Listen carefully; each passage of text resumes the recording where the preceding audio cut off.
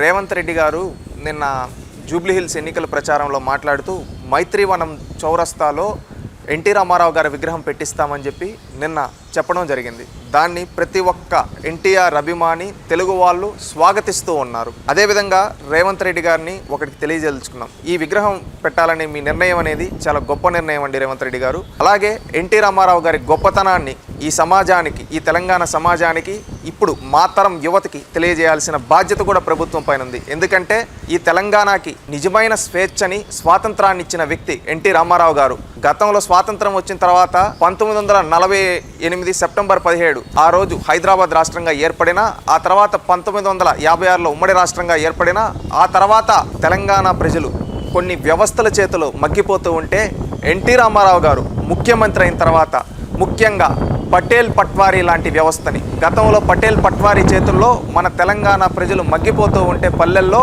అలాంటి పటేల్ పట్వారీ వ్యవస్థని రద్దు చేసి తెలంగాణ ప్రజలకి నిజమైన స్వాతంత్రాన్ని ఇచ్చిన వ్యక్తి ఎన్టీ రామారావు గారు.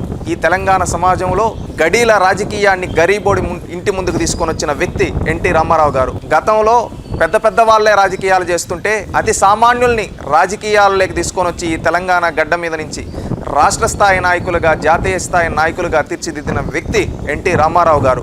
అది ఎవ్వరూ కాదనలేని విషయం. రిజర్వేషన్లు 27% స్థానిక సంస్థల్లో బీసీ ఎస్టీలకు రిజర్వేషన్లు కల్పించిన వ్యక్తి ఎన్టీఆర్ గారు. ఈ విధంగా రిజర్వేషన్లు కల్పించిన తొలి నాయకుడు దేశంలో ఎన్టీ రామారావు గారు. ఆ విధంగా ఎన్నో అవకాశాలు బడుగు బలహీన వర్గాలకి ఎన్టీ రామారావు గారు ఇవ్వడం జరిగింది. ఇదే కాకుండా ₹2 కిలో బియ్యం కావచ్చు, ఆస్తిలో సమాన హక్కు కావచ్చు, ముఖ్యంగా ఉస్మానియా కాకతీయ విశ్వవిద్యాలయాల అభివృద్ధికి నిధులు కేటాయించడం కావచ్చు, ఈ తెలంగాణలో ప్రైమరీ హెల్త్ కేర్ సెంటర్లకు కావచ్చు, ముఖ్యంగా social welfare, tribal welfare colleges కావచ్చు, హాస్టల్స్ కావచ్చు, వీటన్నిటినీ నిర్మాణించింది ఎన్టీ రామారావు గారు ఆనాడు.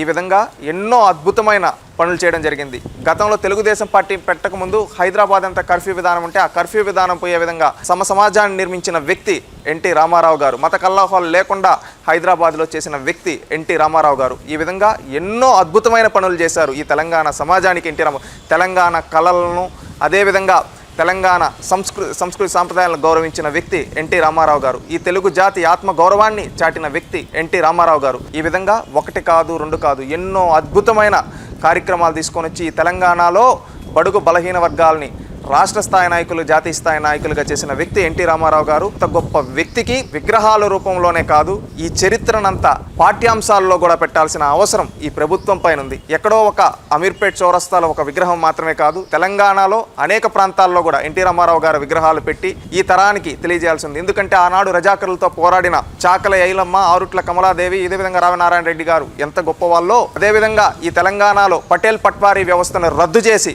తెలంగాణ ప్రజలకి, ముఖ్యంగా బడుగు బలహీన వర్గాలకి స్వేచ్ఛనిచ్చిన ఎన్టీ రామారావు గారు కూడా అంతకంటే గొప్పవాళ్ళు. అదేవిధంగా ఎన్టీ రామారావు గారు తీసుకొని వచ్చిన నిర్ణయాల వల్ల ఎంతోమంది బీసీ, ఎస్సీ, ఎస్టీలు రాజకీయంగా పైకొచ్చి ఈ తెలంగాణ సమాజంలో ఎదిగారు.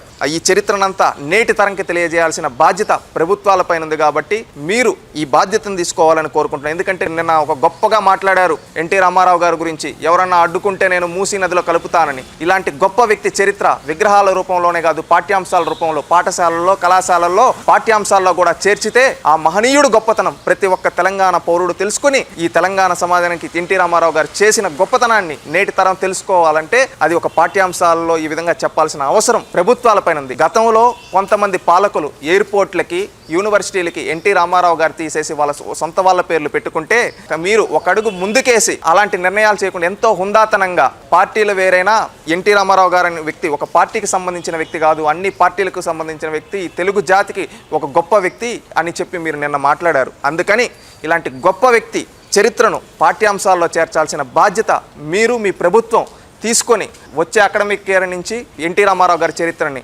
పాఠ్యాంశాల్లో చేర్చాలని మిమ్మల్ని కోరుకుంటున్నాం. ఎన్టీ రామారావు గారు అభిమానులుగా ఇది హుందాతనంగా స్వీకరించి చేరుస్తారని ఆశిస్తూ ఉన్నాం.